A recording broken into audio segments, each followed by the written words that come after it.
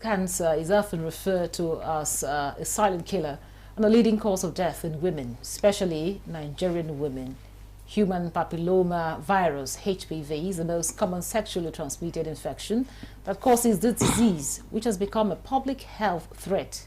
However, the HPV vaccine is said to be the most effective against the infection when given to girls before they become sexually active. Nigeria introduced the HPV vaccine into its routine vaccine immunization program as part of campaign against the disease. Though this campaign faced some challenges, the federal government also set a goal and has affirmed its commitment to eliminating cervical cancer by the year 2030, aligning with the World Health Organization global strategy and target. Nigeria's First Lady, Oluremi Tinubu, has flagged off a new campaign partnership to scale down the scourge among Nigerian women.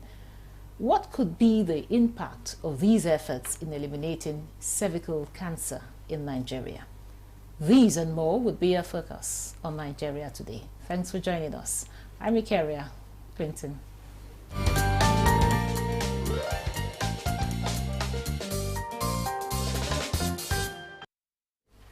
Now with me in the studio to expand the discourse is Professor Usman Malami Aliyu, the Director General and Chief Executive Officer, National Institute for Cancer Research and Treatment, NICRAT.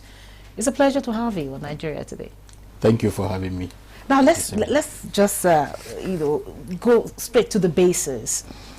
What exactly is cervical cancer? What are the the common and the risk factors, the common causes and the risk factors, and how does it develop?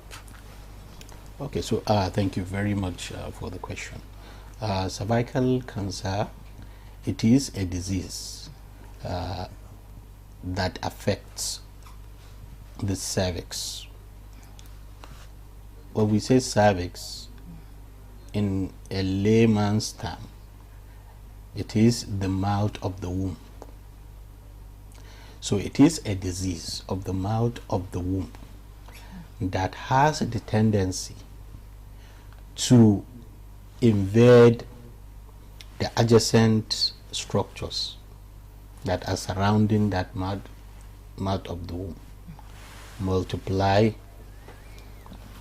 of the body.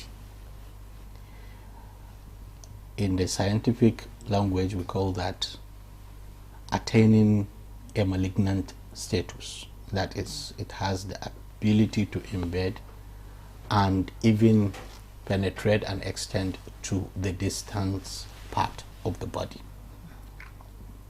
And it is, if not controlled early, it has the tendency to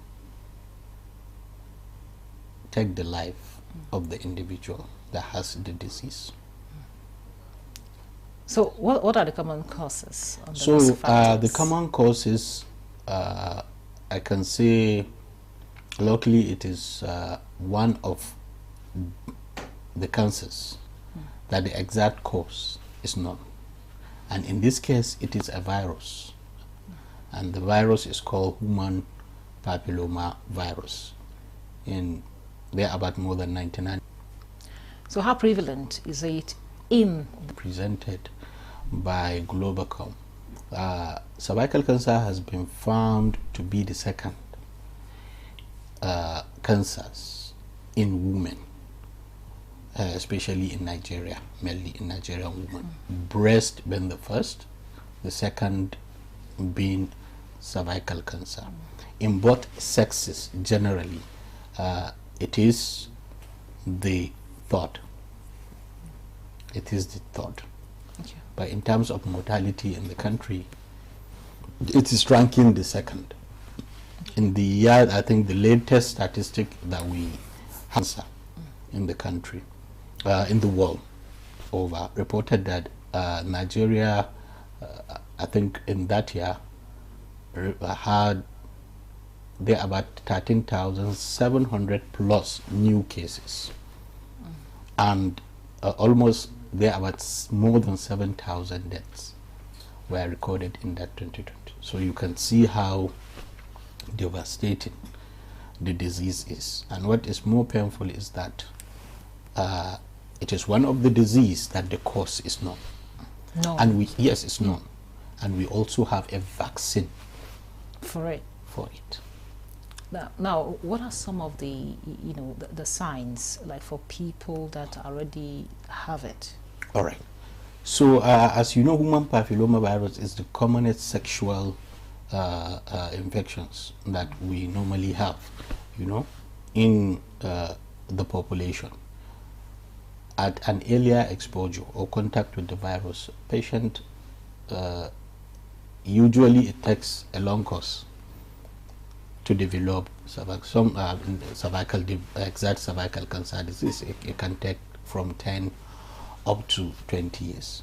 So yes, so that is why it is advisable to take the vaccine, because if you you may have the contracted the disease at a younger age, it will not manifest until later in life. So gradually yes. It keeps. So yes. Can you give birth with it, even with the yes, cancer? of course. Yes, of course. You can give birth with it, but of course, with some other complications here and there that you need more specialized care and expertise to actually attend to you. So at an early stage, it doesn't present with any... No signs, no symptoms? No symptoms. Hardly, sometimes at an early phase. Yeah, but as the disease progresses, an individual starts to have like discharge, which some might assume that it's just a normal infection that women used to have. And then you go to a doctor who is not sometimes a specialist in that area, will just give you antibiotics and say go home, it will. And some will even go to the pharmacy and take normal medication just to combat or make the discharge to stop. As it goes on, then the woman will start having what we call bleeding, from her private part. That bleeding could be an intermenstrual bleeding. What do you mean by that? A woman has a normal period, that she normally sees. So if it's a bleeding that comes after the woman has completed her normal cycle. Okay. So that is what we call. So in between the two menstrual period, in between, which was actually supposed to be a resting period for her, she will just see the bleeding. Okay, what should a woman do to prevent this kind of case? Because it appears it takes a longer time. A lot of persons will not even know that something like that exists. Yeah. So what we are saying, knowing the exact cause of that disease is highly advisable that the woman, or right from, let's say, a young age, a girl child should have received or is supposed to take this HPV vaccine, at least. Currently what we are giving is we are giving this vaccine to our girl child that are aged 9 to 14 years. And this that's for prevention? Yes, for prevention. Okay. If you take it, confers immunity, so that even later in life, if that girl contacted the infection, the vaccine that she had boosted the immune defense of the body against that infection, so that at an early phase the body will be able to kill and eliminate the virus without allowing it to progress to the cancerous stage. Okay. So that is the importance of having the HPV vaccine at an early age, mainly, let's say, age 9 to 14. Since you said we really don't know the cause of these... We know. Okay. The cervical cancer. The cervical cancer. It's one, of the few cancers that we know. It's a virus. The virus. Papillomavirus, which we also have the vaccine. Okay. which is a good news. Yeah. Okay, you talked about the vaccine, and you talked about the vaccine being taken at a younger age. What is it? Just the children, say from the younger age of say 5? You talked about the age of 9 to 14. 9 to 14. Yeah. Okay, beyond 14, can't a woman take? Well, beyond 14, they can actually, but usually from most of the papers, the scientific publication that we are getting, the vaccine was reported to be more effective in those group of girls or women that had it at younger age group, mainly within 9 to 14, because of the the long course of the disease. But nothing stops a woman at 20 or at 26 or later in life from taking it. And because also of the cost of the drugs, the government of the day invested heavily in collaboration with other partners that we have in the country. So it's a highly commendable thing that the government of Bola Ahmed Tinubu did with the support of Renewed Hope Initiative that has been championed by Senator Olu Remi Tinubu, CON, to have launched that HPV vaccine. It was a great work. Very, very expensive, because you can imagine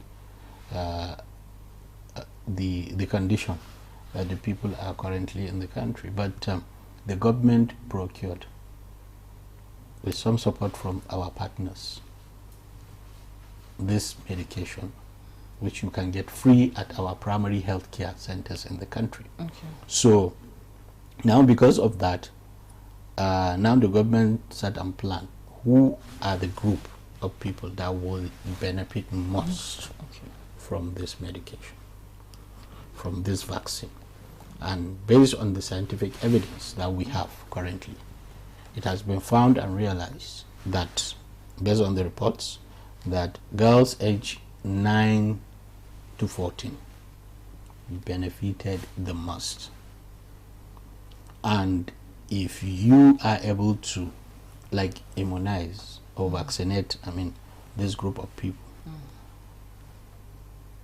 you are subsequently conferring a kind of what we call herd immunity gradually to the other people in the community. It's like you are providing a kind of protection to the community, other normal populace that we have in the society. Okay, so how accessible is this vaccine to especially people living in the rural areas and underserved communities? All right, so the good news, if you can remember, when it was first launched, I think it was rolled out in 22 states, 18 to 22 states, I cannot remember the exact dates. And after some few months, it was also rolled out to other states. So currently it is in the National Immunization Program of the country. This vaccine can be found in each and every PHCs that we have. We have the functional PHCs, primary healthcare centers in the country. If you want your daughter to have it, just walk. Okay. You can have your healthcare workers that you can interact with, and he will tell you almost virtually everything you need to know about it, and you can get the vaccine free. Thank you very much, Prof. We'll take a breather here. The conversation will continue after the break. Don't go away. Of the ruling is also dependent on another aspect or another arm of government. Nowhere in the world will allow, under digital economy, for banks not to be dispensing domestic currency in that economy. What will make this one different? We want to know what they do as occupation. All of these are attributes that our questions have been designed to investigate. In a few days to come, you see that we are all around their own crannies and everywhere in Nigeria, telling people to cooperate. Welcome to Nigeria Today.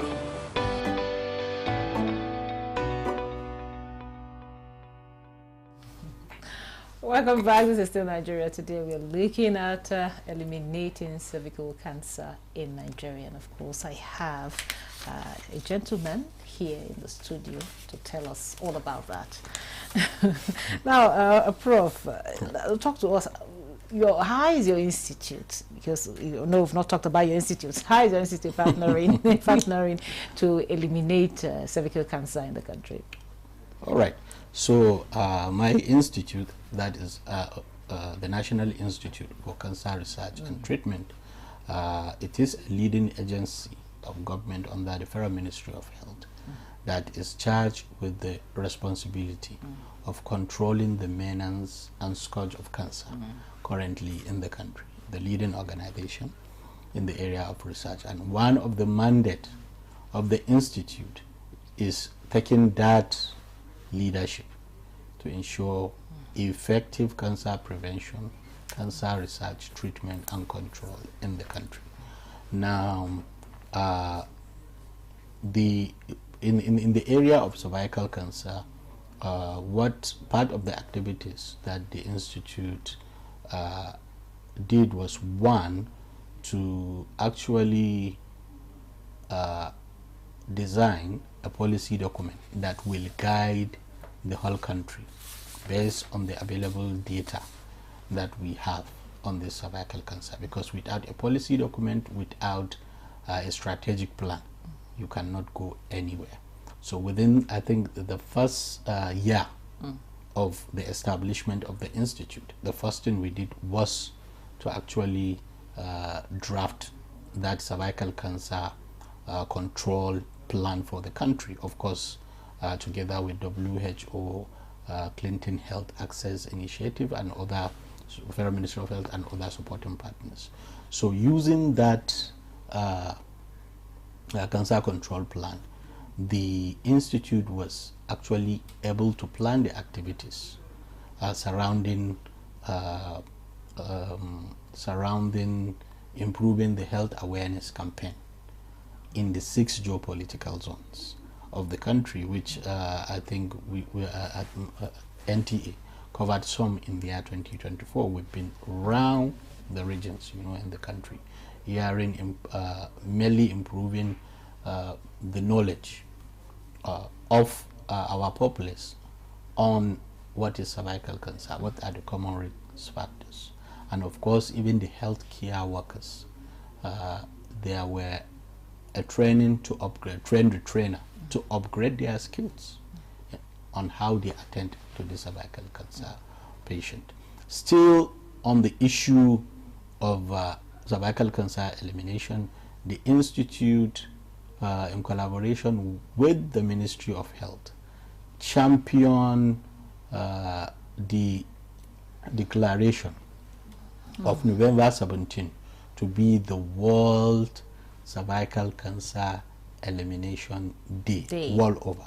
It was the effort of the institute, of course in collaboration with the Federal Ministry of Health, that the Minister for Health, the Coordinating Minister for Health and Social Welfare, now reach out to the WHO that this is what we want in the country. We bidded Nigeria and South Africa, and during the just concluded World Health Assembly, it was announced that the whole world adopted that November 17 to be the World Elimination Day. Having said that, the institute now constituted a national task force committee on cervical cancer elimination, of which a renowned professor in the area of obstetric and gynae oncology, which is Prof. Isaac Adewale, the former Minister for Health, is chairing. Okay, now you've talked so much about what the institute is doing in terms of policies, and of course putting all it has together for the elimination. Now, what are you doing in terms of awareness? Okay. Because if the people don't understand, they don't know, nobody comes forward to say, okay, I need this, because we have a lot of misconception about vaccines already. So we are generally, you know, I've started telling you on what we are doing, you know, going around the 6 geopolitical zones in different states to actually improve the awareness on people on that. But of course, as I've mentioned, we are following our national strategic plan, which aligns with the World Health Organization cervical cancer 90-70-90 elimination strategy. And the key goal of that 90-70-90 is that we ensure that we screen, or we that almost 90% of our girl child that are aged 9 to 4 get this vaccine at the age before or at 15 years of age. So this, we've been telling people the importance of that, and this vaccine has been rolled out. In fact, the institute, aside from the routine immunization or vaccination with this HPV, we just, some few months back, we've just concluded rolling out the girl child that were missed, to boost out the uptake of that disease. Okay, so sorry to cut you short, Prof. You talked about the virus taking a longer time to manifest. What if the vaccine is given to someone that already has the virus? What happens? Okay, so as I've mentioned earlier, that even if you are out of the 19 and 14 years that we have mentioned, you can benefit from the disease. Even from if the you vaccine? have, yes, the vaccine. So even if you have the disease, in most of the studies, some are saying that if you take it, although it's not prohibited, but the response that you get is low, because you already have, you understand, you Yes. already have this disease. So some specialists are totally against, but some are saying that even if you have the disease, if you take it, at least you can get some. But if you use your common sense, it is a preventive issue. The whole aim of this vaccination is prevention. So how accessible is the treatment for this cervical cancer for those that already have the virus? Well, actually, if you, the federal government or the National Primary Healthcare Development Agency under the able leadership of Dr. Mui Aina has already stated clearly the age group that will benefit most from, and because we do not have a large cost because of the expenses of the money, and we do not have it for, let's say, virtually at once, everybody, because it has to be prepared and we have to procure it. So the people that will benefit most from it are the ones that we are covered under this program. So prevention is better than cure. That's what prevention is better than cure. Once you get your child immunized with this vaccine, it confers live immunity. Thank you very much, prevents from Professor Usman Malami Aliyu, the Director General and Chief Executive Officer, National Institute for Cancer Research and Treatment, NICRA. Thank you so much for coming on the program. Thank you for sharing all these your thoughts with us. Thank you very much. And thank you for being part of the program. Don't forget, Nigeria Today is every weekday at 7:30 a.m. And you can also check out this episode and others on www.youtube.com/NTA News 24 Hub. Once again, thank you for being there. I'm Ikaria Clinton. Goodbye.